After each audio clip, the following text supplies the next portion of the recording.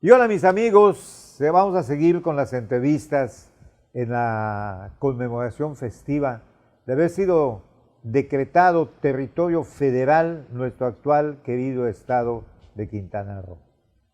Pues no me queda dar también hacer mención y con mucho orgullo de que esto está pues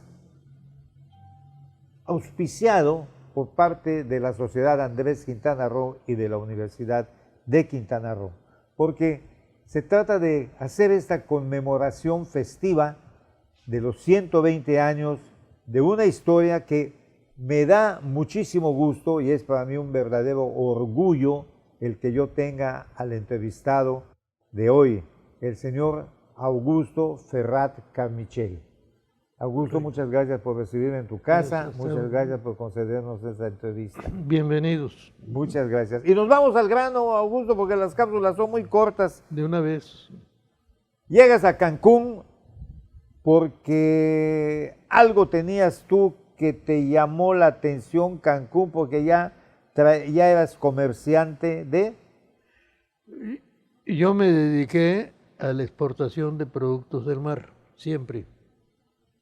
Entonces traía yo la experiencia porque ya había yo trabajado en plantas en Ciudad del Carmen, en Texas, y tenía yo una planta en Salina Cruz, Oaxaca, produciendo camarones y pescado en general, ¿no?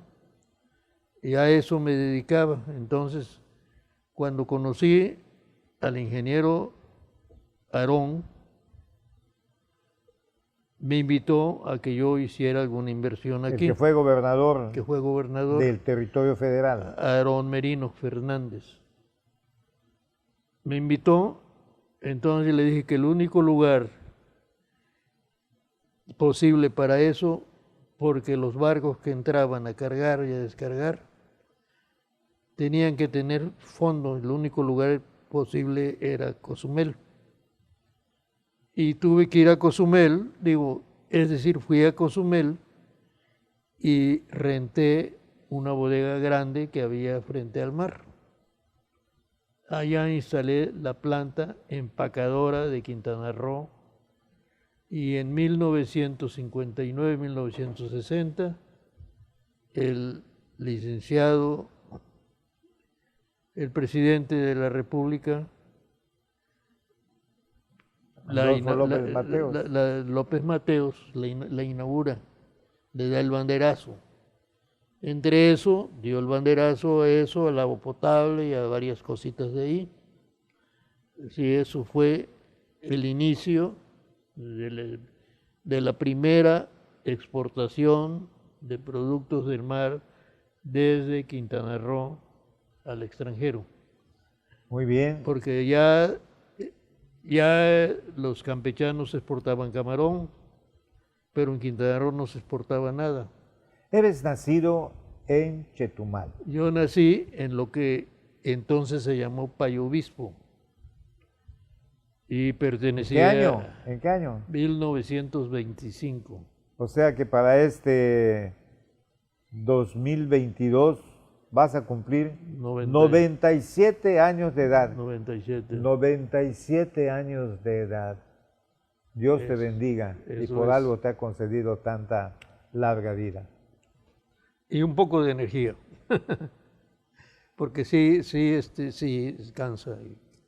cansa tanto tiempo, ¿no? ¿Cómo no? Pero ¿cómo llegas a Cancún? Ubicándonos ya en ¿cómo te inicias? Tenía yo la planta en Cozumel. Empezó el turismo de Cozumel y los pescadores que vivían allí se dedicaron más a pasear turistas que a la pesca, aunque yo sacaba pesca de xcalac, de rojo gómez hoy, entonces era... Punta Allen también, ¿no? Punta Allen, era Punta Allen, pero ahora se llama rojo gómez. Y organicé a las cooperativas. Me fui a Isla Mujeres, organicé una cooperativa, me fui a Holbox y organicé una cooperativa. El que era ministro de Industria y Comercio en aquella época era el señor Salinas de Gortari, Salinas, el papá Del que llegó a ser presidente. llegó a ser presidente. Y me llevaba yo bien con él. Llegué a tener, no una amistad, un grado de intercambio con...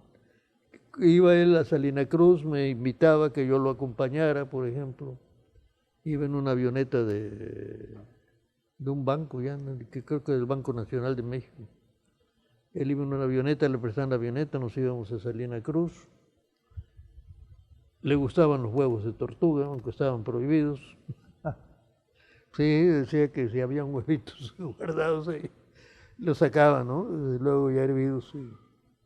Por aquello de que tienen fama de afrodisíacos. No, no sé, pero a él le gustaba. Le gustaba, A él le le gustaba, gustaba. ¿no? Y de eso, pues, hice varias amistades entre la Secretaría de Industria y Comercio. Y ellos me ayudaron a organizar a las cooperativas de aquí, porque la langosta, que era lo que yo le tiraba,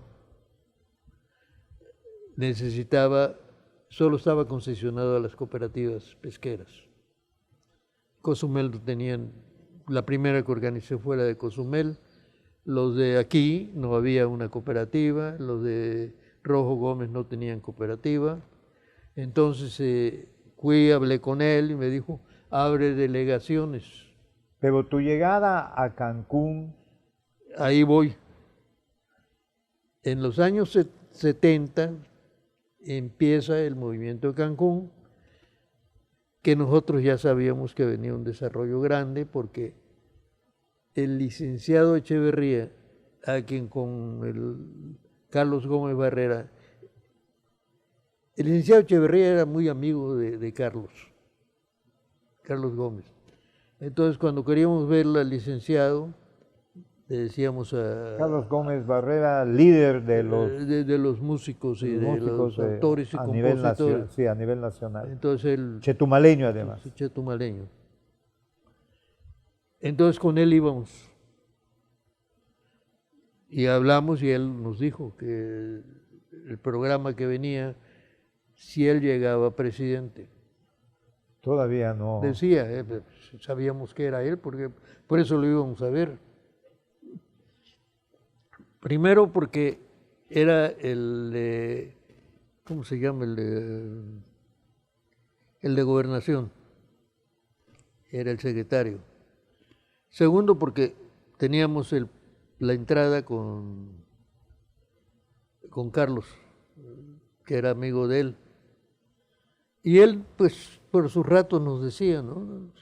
Si llego a presidente, allí el desarrollo ya está planeado, vamos a hacer una obra muy grande. Y fue cuando todo el mundo empezó, Pablo Bush, todo el mundo empezó a comprar toda la costa. Pues, todo el mundo empezó a decir, esto no le hacían caso porque la mayoría era del licenciado Lima, que estaba la mayoría de los terrenos quedaban en Las mujeres. Que él vivía en Isla Mujeres. Sí. Entonces, cuando dijeron que era Cancún, pues todo el mundo se aplacó, ¿no? Pero era una locura. El que era gobernador, el que hizo la transición, David Gustavo, ese compró casi todo Tulum. Casi toda hay un pueblo allá completo, con calles y todo, que él mandó hacer en aquella época, porque esperaba que allá iba a ser. Y cosa curiosa con el expresidente Echeverría, recién fallecido hace unos cuantos días. Yo le digo que en paz descanse para empezar, porque independientemente de los señalamientos que se le puedan hacer, como un gobernante tuvo sus puntos grises, negros y muchos blancos. Pero Cancún se lo debemos a él. Realmente sí, y lo tenía ya planeado. No sé si con Díaz Ordaz o con quién, pero cuando platicábamos con él, dijo, vamos a hacer un desarrollo sorpresa en Quintana Roo y vamos a hacerlo Estado, porque era territorio, cuando lo veíamos. y tenía muchas quejas. Nosotros teníamos en México la Fraternidad Quintanarroense. Yo era el presidente en la Ciudad de México. Ahí estaban los estudiantes y pues la mayoría de ahí estaba el Chucho y Beto, que en paz descanse, Beto Villanueva, que en paz descanse. Todos pertenecíamos a Ismael Araujo. Hicimos una fraternidad y controlamos a los quintanarroenses bien, al grado que cuando se fue Aarón, que lo nombraron a Puebla, el que se quedó, no sé, no recuerdo si se llamaba Eligio o algo así, empezó a despedir a la gente porque yo hablaba con él y le fueron dando empleos a los chetumaleños que no tenían trabajo. Él les fue abriendo sus puertas. Y cuando él se fue, este señor entró y empezó a correr a los chetumaleños y a meter a la gente de él, ¿no? Pues, y de eso fue una queja que pasamos con el licenciado Echeverría. Y dijo Echeverría entonces, vayan y pueden decirle al señor que él no compró ese lugar. Él era de gobernación. Que lo vamos a patear de ahí. Pues no, se lo dijimos así, ¿no? Pero fuimos y le dijimos que no hiciera esa presión porque su puesto no era seguro. Estaba, ¿cómo se ponía? Por orden o por algo así firmaba el gobernador. Y nombraron a don Aarón, no, a Rufo Figueroa, de gobernador provisional. Y cuando fue Rufo, nos llamó a los de la fraternidad y nos dijo que una lista de abogados que no teníamos, médicos que no teníamos, pilotos que no teníamos. Y bueno, pues ahí como quiera, Jorge Herales era piloto, dimos su nombre, uno de Cozumel se va a graduar de médico, le dimos su nombre, Beto era arquitecto, y Chucho era leguleyo, estaba estudiando leyes, y dijo, pues, por lo pronto esos 4 me los llevo. Así es como llegan ellos a Quintana Roo. Luego Chucho fue gobernador. Pero ¿cómo llegas a Cancún? De Cozumel empieza a descomponerse la pesquería porque la gente, el pescador, se dedica más a llevar al turista de paseo. Empieza el turismo en Cozumel. Yo encuentro un lugar donde hubiera un muelle, donde pudiera pegar un barco, y el lugar ideal entonces no era las mujeres, era aquí, ¿no? Era Puerto Morelos, Juárez. Puerto Morelos era. Puerto Morelos. Puerto Morelos, que había un grupo de pescadores que se hizo delegación pesquera de Cozumel, de la cooperativa Cozumel. Entonces ellos la cooperativa podía facturar lo que ellos pescaban acá. Y aquí había un grupo de buzos, buenos, todos, gente que la mayoría no eran de aquí, eran de Progreso y se vinieron para acá. Y así es como llego yo a poner una industria de la pesca aquí. Tuvimos que hacerlo todo, desde hacer el edificio, que hasta hoy existe, organizar a las cooperativas, refaccionarlas.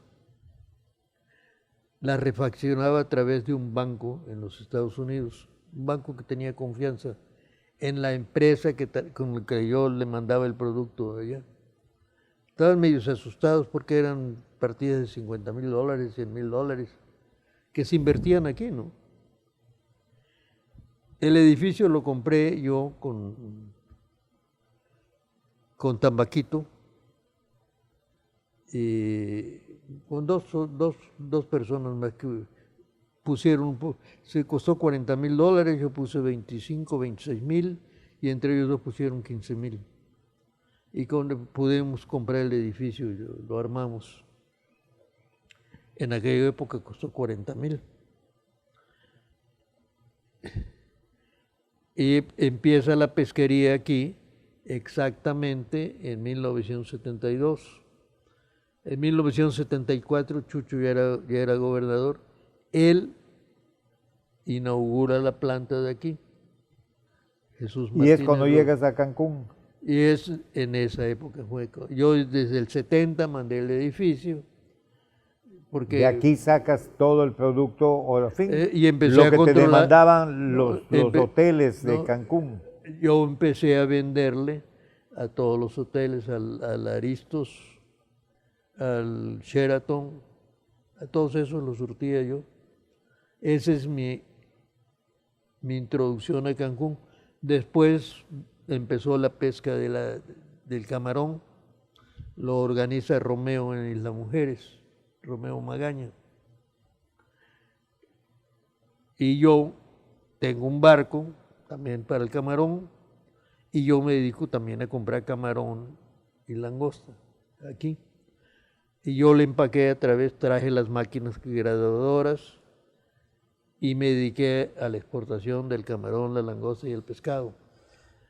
Qué interesante. Pues hasta aquí terminamos la cápsula, mi estimado Augusto, y vamos a proseguir con Novelísimo, esa historia interesantísima que va hasta la plática y los refilones que se van tocando y las pinceladas de tantos personajes, tantas personas, tantas situaciones que se dieron en lo que hoy es nuestro querido estado de Quintana Roo. Y Augusto es una viviente historia y narrador, como lo acaban ustedes de escuchar, de muchas cosas más que si las quieres saber, pues vea Novelísimo, ahí le vamos a seguir. Nos vemos en Novelísimo.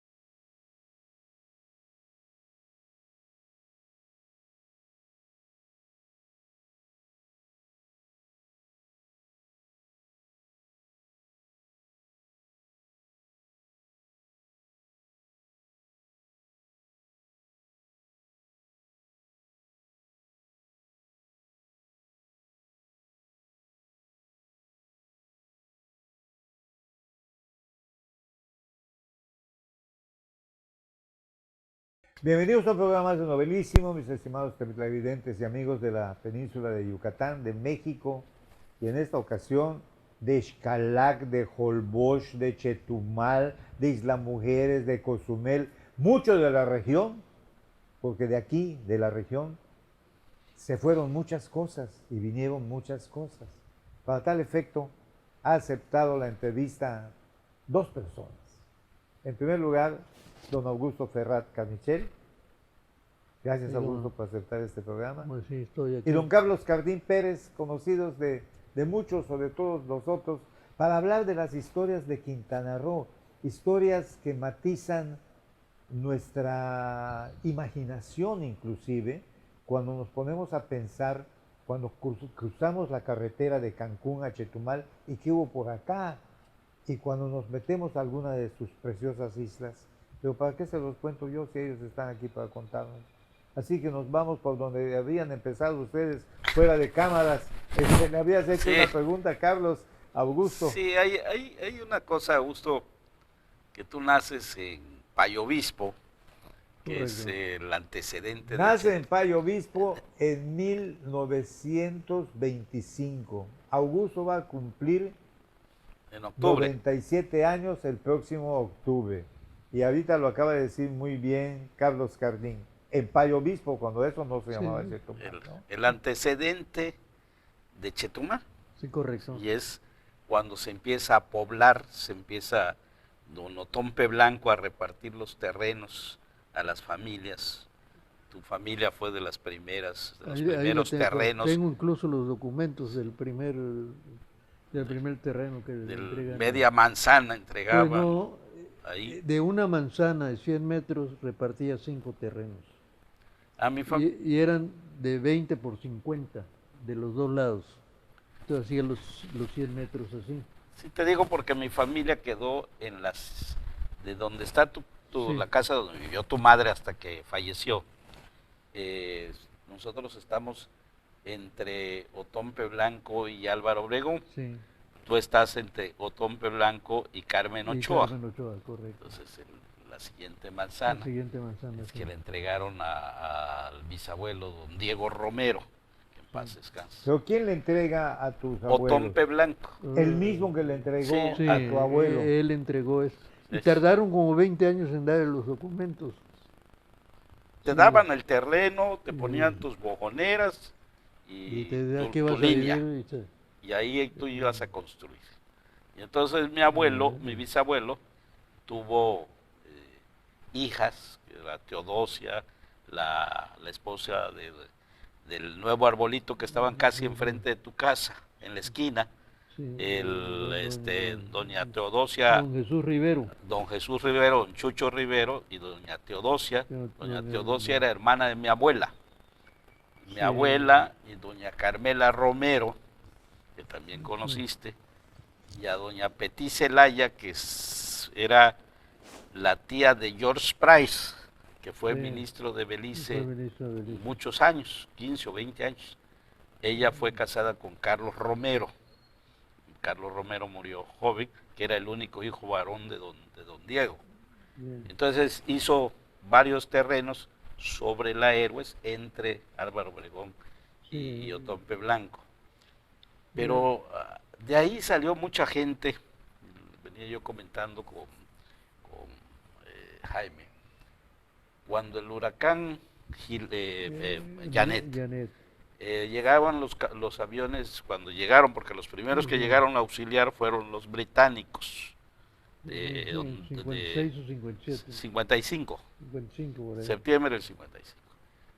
Y luego llegaron los aviones de TAMSA, de esos Sí. de México, y la gente aprovechaba para irse a México, que muchos de la fraternidad que tú presidiste eran de los que Sí. se habían ido a vivir, Los Araujo fue uno de una familia. a de- vivir a la Ciudad de México.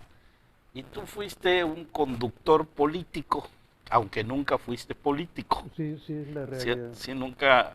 Tú y Carlos Gómez Barrera, que don Carlos tuve el honor de conocerlo, que fue diputado federal por insistencia y terquedad de Chucho siendo gobernador. Sí. Yo le coordiné la campaña a don Carlos Gómez Barrera.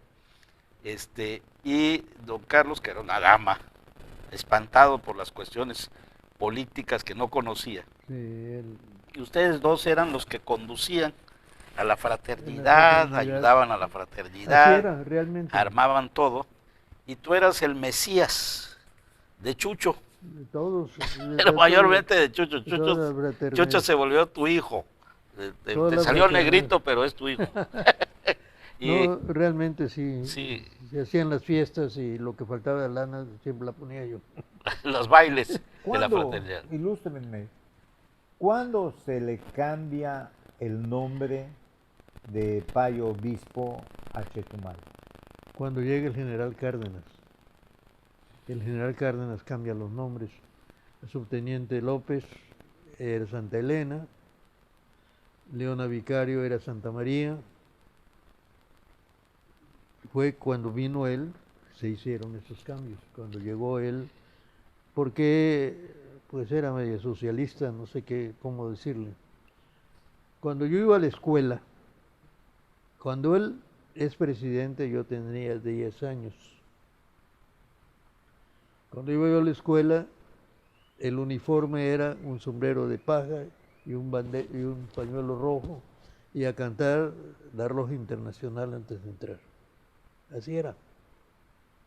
Nos hacían colita. La primera, la primaria. Sí, en la Socialismo primaria. rayando en el comunismo No, o pues, aspirando. Socialista, él protegió a Trotsky, Sí, ¿no? Él le dio cabida La- también a todos los sí, republicanos sí, españoles. sí, una ya de sé. las primeras escuelas socialistas Sí, era la Belisario La Belisario Domínguez. Domínguez, Fue en Chetumal. En Chetumal, sí. Se llamaba Escuela Socialista, Popular Socialista, primaria, escuela primaria social, tal No, vez se se me fue llamaba la Escuela Socialista. socialista. Belisario Domínguez. Belisario Domínguez, y todo lo que se grabó ahí lo hizo Rómulo Rosso. Y mi tío Jesús fue el que usó el papá de Helio. Que de ahí le viene a Helio el arte de pintar, de Helio pintar. Carmichel, que era su sobrino. El mejor pintor que ha dado El Quintana Roo. único. El único prácticamente Sí, de ese conocí. tipo. Helio, pues era primo hermano mío. Era hijo de un hermano de mi mamá. Éramos primos y yo tuve el día de que murió hasta el último momento con él. Cuando se forma la fraternidad quintanarroense, que yo la siento clave, este grupo de inquietos jóvenes ya en la Ciudad de México, ¿quién estaba de presidente de la República? López Mateos. Lo organizamos precisamente cuando él entra. Es que hay que aclarar que dos presidentes de la República iniciaron su campaña política en Chetumal. Sí, Lázaro Cárdenas y Adolfo López Mateos. Mateos. Inician su campaña política por todo el país en Chetumal. Chetumal. Lázaro Cárdenas llega con Francisco Saravia en su avioncito Eso bien. y aterriza en el campo de fútbol, ¿no? Lo que es ahora ya no es nada. Ese Cuca siempre hay un campo, sí. siempre está el campo, pero ahora pues hay construcciones. Pero Allá era aterriza el campo de fútbol, de béisbol, De todo. todo era. de todo el pueblo. Y López Mateos, cuando llega de candidato, llega al aeropuerto, transita por la Álvaro Obregón, y el papá de Eduardo Espinosa Buchaki tenía una tienda en la esquina, en una de las esquinas de la Álvaro Obregón, y ve que van a atropellar a una niña, y la salva, y a él lo atropellan y lo matan. Ahí muere el papá de Eduardo Espinosa Buchaki. Hay historias muy muy- ocultas todavía de. Yo salgo de la escuela, termino la primaria y ya no hay nada que hacer porque no hay secundaria, no hay nada. Y en eso ponen una academia donde enseñan taquigrafía, mecanografía, ser secretario, contabilidad, contador público, hasta contador público, pero es Contador privado, contador privado y contador bancario. contador Dos- bancario. Sí, dos El cosas. público vino ya luego. mucho después. Bueno, yo- No importa, Bueno. no importa. la cosa es que yo estudio todo eso, hasta contador privado. Y entra don Margarito Ramírez, de gobernador. Sale el general Melgar, Melgar. Rafael Melgar. No, después de Melgar hubo otro. Bueno, total que salió este señor, era un general también, Ujú. y llegó don Margarito. Y decían que era muy hosco. Y un día yo veía que él salía y se ponía en una de las bancas La casa de gobierno estaba enfrente del parque, era una casa de madera. Y yo lo veía que ahí iba todas las tardes. Un día me acerqué y le dije, oiga, me dijo, ¿y tú por qué no te dedicas al campo? Le digo, ¿y usted por qué no se dedicó? La misma pregunta, ¿no? ¿Me resultas listo? No, no, señor. Ya le conté rápidamente. Yo estudié hasta el sexto año y de ahí ya no hay más que estudiar. Soy contador. Ah, chingado. Tenía 17 años, 16 años. ¿Y qué quieres que yo haga? Que que le dé una orden a don Javier Arjona Palma, que era el gerente de la Federación de Cooperativas Chicleras, para que me dé un puesto ahí. ¿Cómo un puesto? Sí, que me dé trabajo. Y me dio una tarjeta para don Javier. Él la sacó de su boca. Javier, atiende a este joven. Y fui, ya me quedé con él, con don Javier, y me dijo, vas a empezar el día primero, porque estamos ya 22 o 23, te voy a poner de ayudante, en aquella época 8 pesos diarios, era un montón de dinero. Ah, le digo, pues está bien, porque 4 pesos o 3.50 era el salario mínimo. Así que 8 pesos era un montón de dinero, ¿no? Sí, señor, le digo, pues. Y ya desde el primer día le dije, cuando hay algo mejorcito, me dijo, cuando se muera tu jefe, nada más. Pues me lo dijo, lo tomó como broma, afortunadamente, ¿no? Y era la única fuente de riqueza que había. El chicle y la madera. Nada más. Estaban los Asensio, don Pascual Coral, don Goyo Marrufo, Los Aguilar. los Aguilar, eran las cuatro familias ricas que habían ahí. Estaba don Belisario Pérez, que tenía una farmacia muy bonita, que luego la hizo muy grande y la parte de arriba la vivió y luego se volvió eso un club. Pero realmente las familias que habían, que se dedicaban al chicle, la madera, era don Francisco Asensio, maderero y chiclero, me parece. Y de este lado habían otros concesionarios, pero en Chetumal nada más esos eran. Y Margarito dicen que les hacía la vida. Más bien su secretario de gobierno, porque Margarito casi no vivía en Chetumal, ¿no? No, pasaba temporadas largas allá. ¿Sí? No, sí, sí. Este, Vivió allá muchos años y. fue gobernador 15 años. Sí, yo sé. Fue gobernador Muchos del años. territorio 15 años. 15 años. Y él llega a la gubernatura, según cuentan las anécdotas, porque le salva la vida a Álvaro Obregón, Dicen. dicen que él era ferrocarrilero, Margarito Ramírez, Sí. y Álvaro Obregón empieza a escapar porque lo querían matar y él lo oculta en el tren y lo saca del peligro. Lo saca de.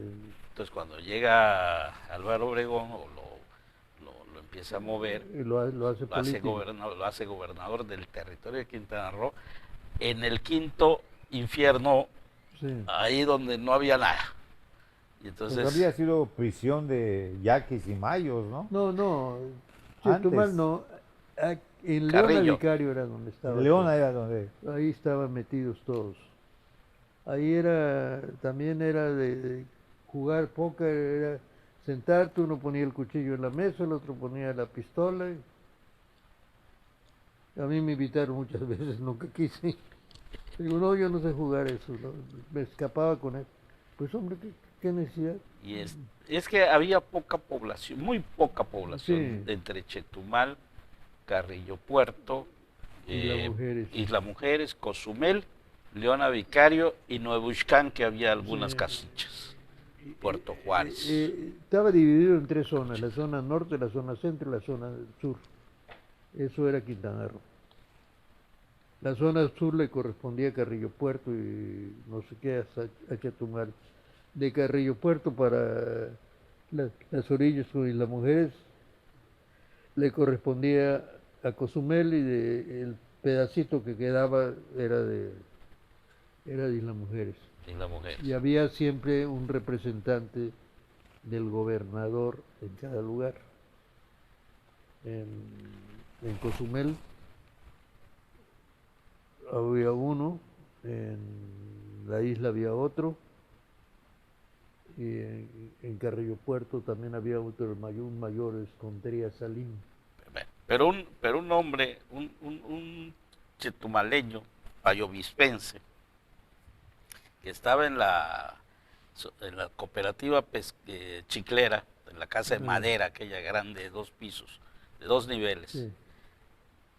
¿Cómo es que se va de exitoso a la Ciudad de México, en Texas, en Centroamérica, tiene avión propio, Cozumel pone una planta, porque te volviste un hombre muy exitoso, muy trabajador, pero muy exitoso en esos tiempos de nada? En unas vacaciones yo me voy de Cozumel a Ciudad del Carmen y veo que el mundo era diferente a lo que yo conocía. Es realmente acostumbrado a que te llegaba tu quincena en un sobre y esas cosas. Llegas a un lugar donde hay bancos, donde hay movimiento de dinero, donde hay exportaciones diarias, donde en aviones sacaban el camarón. Pues dije, aquí es, yo soy contador, abrí un despacho de contadores en Ciudad del Carmen que nadie llevaba cuentas. Y conocí a un diputado que era pariente del licenciado Alemán, porque cuando yo llegué a Ciudad del Carmen, el licenciado Alemán era el presidente de la República. Y este era un diputado, creo que se llamaba Manuel Alemán. Y él representaba a un grupo de inversionistas americanos, que por fortuna para mí, todos los americanos estos hablaban español. Sí, lo hablaban, eran de California, de Texas, y este señor los agrupó y los invirtieron ahí. Y yo les llevaba la contabilidad a ellos. Me encontré con que querían los libros, me los enseñan, estaban en blanco, le digo, pero si no están ni autorizados, Hacienda los autorizaba, entonces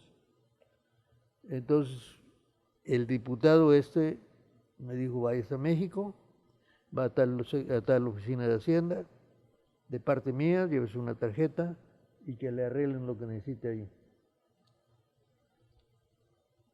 Volé a México, fue la primera vez, fue 1949 o 50 por allá. Llegué a México, fui a la oficina esa, el señor me dio él un sobre con dinero, vi que lo contó delante de mí, eran como 2 o 3 mil pesos. Mucho dinero. Pues era un montón de dinero, ¿no? Y le digo, oiga, si tengo otro problema puedo venir y lo arreglo aquí con usted. Pues ya sabes la cuota, ya me lo contó, 2.500 creo que. Ya sabes la cuota, si vienes, con gusto te atiendo. Y le arreglé la contabilidad a 3 compañías. Hasta que al fin la primera me dice que, ¿cuánto ganas en las 3? Pues tanto más, te lo pagamos si te vienes con nosotros solos. Estaba hasta el Chato Juanes, que tiene la casa Juanes en Mérida, hasta él tenía una empresa allí. Yo trabajaba para la firma de él. Chato, una que se llamaba Biomar y esta que se llamaba Pescadores del Sur o algo así. Eran 3 empresas. Y empiezo a ganar dinero. Realmente llega un momento en que la empresa principal, la que tenía, me dijo, ¿sabes que vamos a cerrar? Vamos a seguirnos dedicando a lo del camarón, pero en Texas. No, yo no quiero ir a Texas. yo prefiero que véndame uno de los barcos que está vendiendo. ¿Tienes dinero? Sí tengo ahorrado $2, $3,000. En aquella época un barquito, 8 o 10 mil, podías comprarlo. Se lo compré, nada más le dije con una condición, que me dé un motor nuevo. Pues ya la experiencia me había dicho que era lo que necesitaba. Me entregó el barco con el motor, lo arreglé y me dediqué a la pesca. Yo personalmente me iba al barco con el capitán en una lancha y pescábamos 1 tonelada a la semana, nada más. Era todo el camarón que se... Me gustaría, Augusto, Ah, grabar un segundo programa para esta historia como pescador. bueno, Vamos a dar por terminado este programa novelísimo, pero Ok. inmediatamente le seguimos con esta historia. ¿cómo no? Ya Augusto Ferrat como pescador y Ok. como un industrial de la pesca.